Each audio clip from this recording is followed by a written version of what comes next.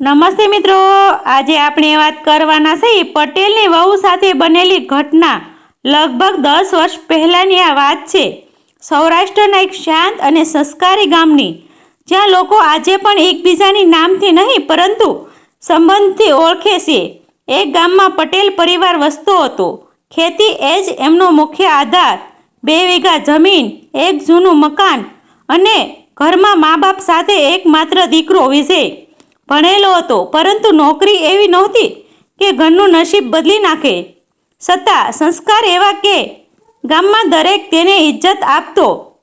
મા સીતાબેન અને બાપ હરિભાઈનું એક જ સપનું હતું કે દીકરાનું સારું ઘર જોઈ લેવું, પછી ભલે જીવન જેવું પણ રહે.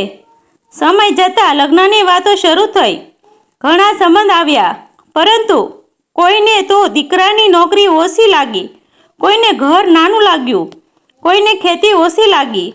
અને આમ કરતાં કરતાં એક દિવસ શહેર તરફથી એક એવો સંબંધ આવ્યો કે આખું ગામ ચકિત થઈ ગયું. શહેરમાં મોટો વેપાર કરતા શાહ પરિવારની દીકરી, નામ હતું નૈના. પિતા મહેશભાઈ શાહ કરોડોની મિલકત, મોટા વેપારી. શહેરમાં મકાન, દુકાનો, વાહનો અને સમાજમાં ભારે ઓળખાણ.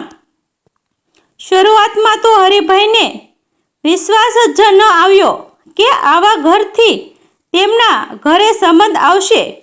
પરંતુ વાત આગળ વધી.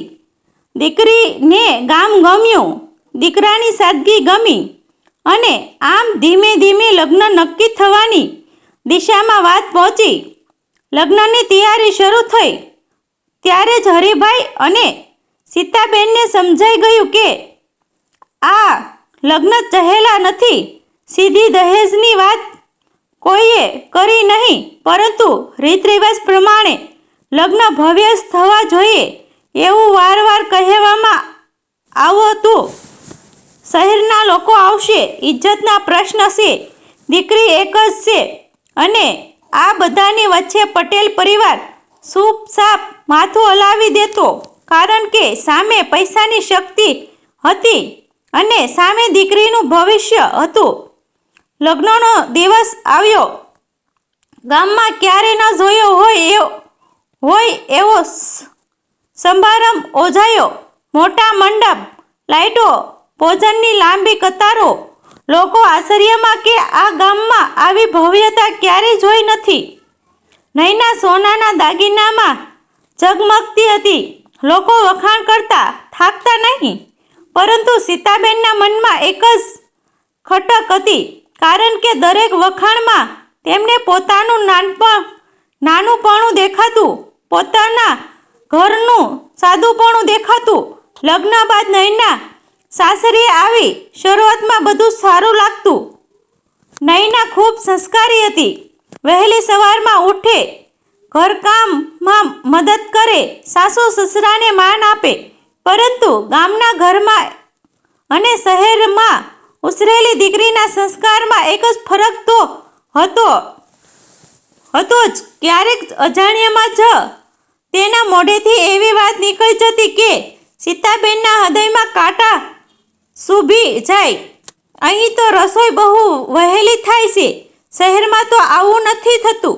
તમારા ઘરમાં જગ્યા થોડી ઓછી છે. અને નૈના આ વાતો કોઈ અપમાન માટે કહેતી નહોતી, પરંતુ સામે વાળાના મનને એ કેવી રીતે લાગે છે એનો અંદાજ તેને નહોતો. થોડા દિવસોમાં જ સાસરિયામાં એક અદૃશ્ય દિવાલ ઊભી થવા લાગી. સીતાબેનને લાગતું કે આ વહુ પોતાને અલગ માને છે.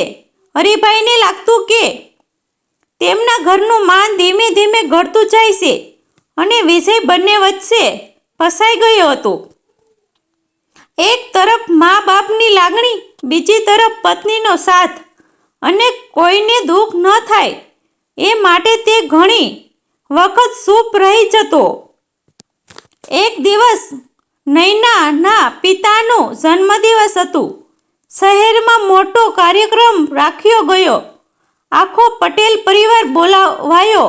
હરિભાઈ અને સીતાબેન મનમાં સંકોચ સાથે ગયા, કારણ કે એમને ખબર હતી કે શહેરના મોટા લોકો વચ્ચે તેઓ અલગ દેખાશે અને એવું થશે.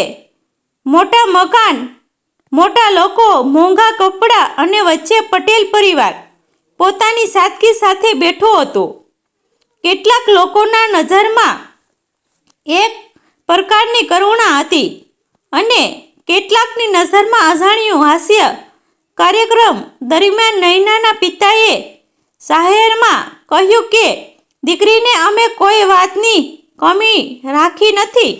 અને આ સાંભળીને સીતાબેનનું માથું ઝૂકી ગયું, કારણ કે તેમને લાગ્યું કે આ શબ્દો તેમના માટે નથી પરંતુ તેમના ઘર માટે છે.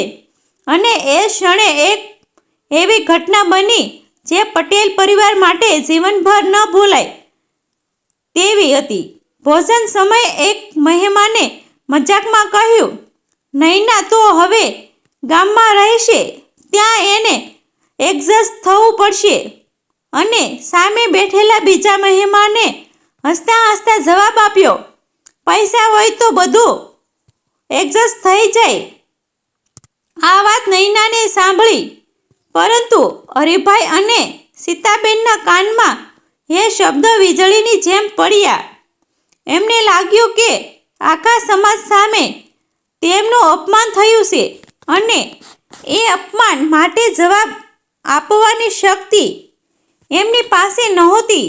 કે દિવસે રાતે ઘરે આવ્યા પછી સીતાબેન ચૂપચાપ રડ્યા.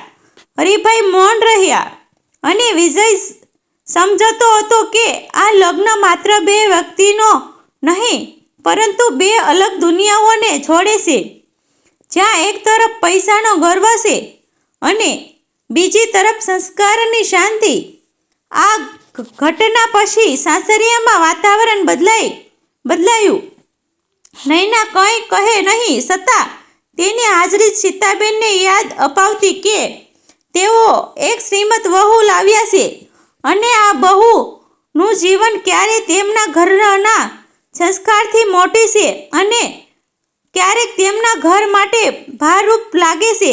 શહેરના કાર્યક્રમમાંથી પરત આવ્યા પછી પટેલ પરિવારના ઘરમાં એક અજીબ શાંતિ છવાઈ ગઈ હતી. એવી શાંતિ કે જેમાં શબ્દ નહોતા પરંતુ મનમાં ઉકળાટ હતો. સીતાબેન પહેલા જેવી હસતી બોલતી નહોતી.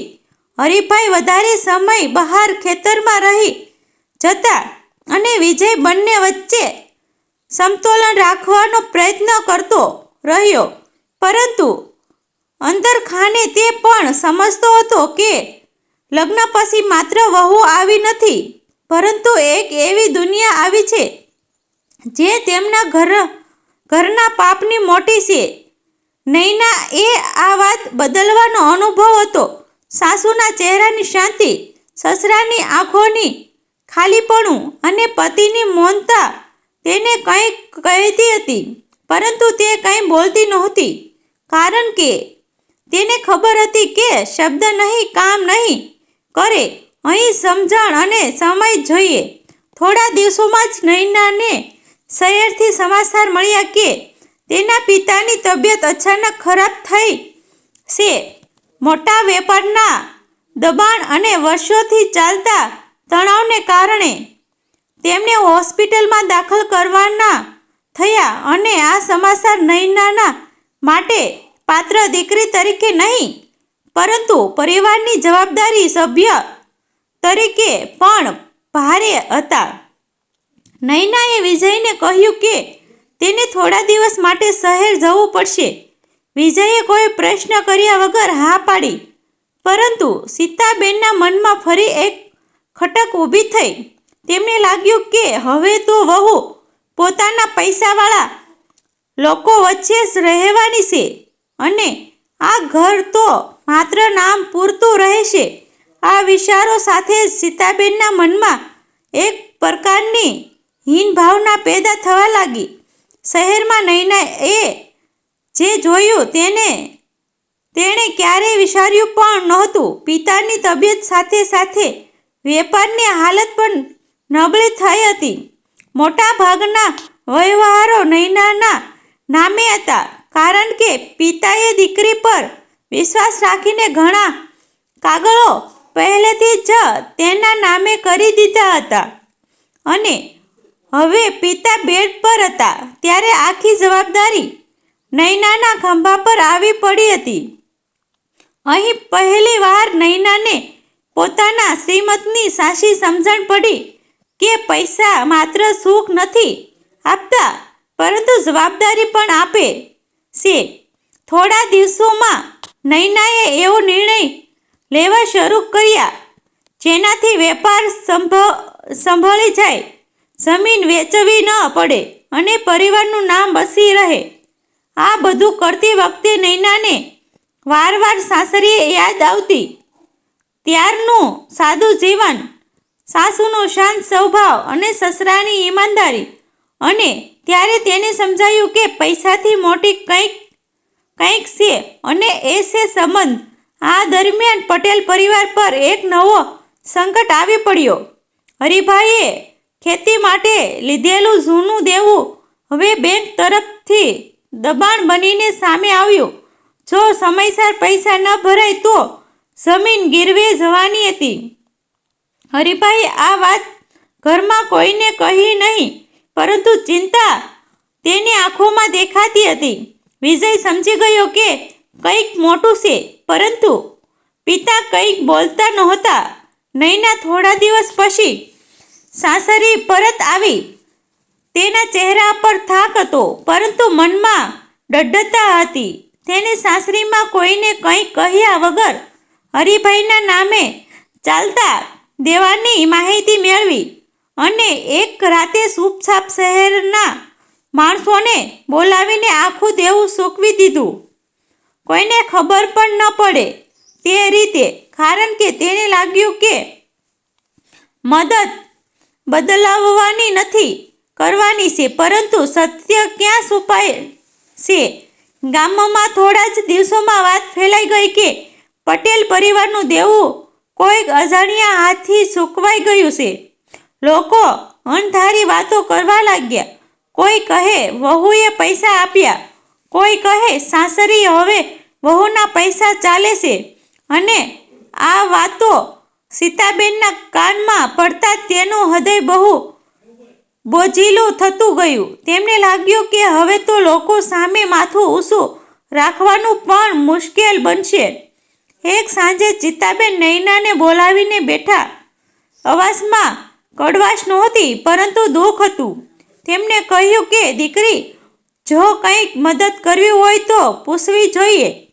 એમ ચૂપચાપ કરવાથી લોકો શું કહેશે? નૈનાએ શાંત અવાજે જવાબ આપ્યો કે માં, હું વહુ તરીકે નહીં, દીકરી તરીકે કર્યું છે. આ સાંભળીને સીતાબેન કંઈ બોલી શક્યા નહીં, કારણ કે પહેલીવાર તેમને લાગ્યું કે નૈના પૈસાથી નહીં પરંતુ ભાવથી જોડાયેલી છે. આ વચ્ચે ગામના એક મોટો સામાજિક કાર્યક્રમ યોજવાનો હતો, જેમાં નૈનાને પણ બોલાવવાનું નક્કી થયું, કારણ કે હવે તે માત્ર પટેલ પરિવારની વહુ નહોતી, પરંતુ શહેરના મોટા વેપારીની દીકરી તરીકે પણ ઓળખાતી હતી. અને લોકો તેના મોઢેથી કંઈક સાંભળવા માંગતા હતા. કોઈ પ્રશંસા માટે, કોઈ ટીકા માટે, તો કોઈ માત્ર પોતાની જિજ્ઞાસા સંતોષવા માટે. નૈનાને આ વાતની જાણ થઈ ત્યારે તે થોડું વિચારી ગઈ, કારણ કે તેને ખબર હતી કે મંચ પર બોલાવવું એટલે પોતાના મનની વાત બધાની સામે મૂકવી, અને એ સરળ નહોતું. પરંતુ તે જાણવી હતી કે હવે ચૂપ રહેવાનો સમય પૂરો થયો છે, કારણ કે ચૂપ રહેતા ઘણું સહન કર્યું છે. હવે સત્ય બોલવાનો સમય નજીક આવી રહ્યો છે. ગામના મથક પર એ દિવસ સામાન્ય નહોતો, કારણ કે વર્ષો પછી એવો મોટો સામાજિક કાર્યક્રમ યોજાયો હતો, જેમાં આજુબાજુના ગામોના લોકો પણ ભેગા થયા હતા. મંડપ સજાયો હતો, ખુરશીઓની લાંબી કતારો હતી અને મંચ પર ગામના આગેવાનો બેઠા હતા, પરંતુ બધાની નજર એક જ વ્યક્તિ પર હતી, નૈના પટેલ. કારણ કે લોકો તેને માત્ર એક વહુ તરીકે નહીં, પરંતુ શ્રીમંત ઘરની દીકરી તરીકે ઓળખતા હતા અને ઘણા મનમાં એ જ પ્રશ્ન લઈને આવ્યા હતા કે આજે તે શું કહેશે? શું પોતાના પૈસાનો ગર્વ કરશે કે સાસરિયાને નીચું દેખાડશે? નૈના જ્યારે મંચ પર બોલાવાઈ ત્યારે તેને સાદું વસ્ત્ર પહેર્યું હતું. કોઈ આડંબર નહીં, કોઈ દેખાડું નહીં. તેની આંખોમાં આત્મવિશ્વાસ હતો, પરંતુ ધમંડ નહોતું. તેને મંચ પર પગ મૂકતા પહેલા સાસુ સીતાબેન અને સસરા હરિભાઈ તરફ જોયું. બંનેની આંખોમાં ડર હતો, કારણ કે તેમને લાગતું હતું કે હવે ગામ આખા સામે તેમને નબળાઈ ખોલી પડી જશે. પરંતુ નૈનાના ચહેરા પર એવો ભાવ હતો જે કોઈ અપમાનનો સંકેત આપતો નહોતો. નૈનાએ બોલવાનું શરૂ કર્યું ત્યારે મંડપમાં શાંતિ છવાઈ ગઈ. તેને કહ્યું કે હું આજે અહીં કોઈ પોતાની મહાનતા બતાવવા નથી આવી કે કોઈ પર ઉપકાર ગણાવવા નથી આવી. હું તો માત્ર એક દીકરી અને એક વહુ તરીકે મારી વાત રાખવા આવી છું. આજથી જ લોકોનું ધ્યાન વધુ ગાઢ બન્યું, કારણ કે કોઈએ આવી શરૂઆત અપેક્ષા નહોતી.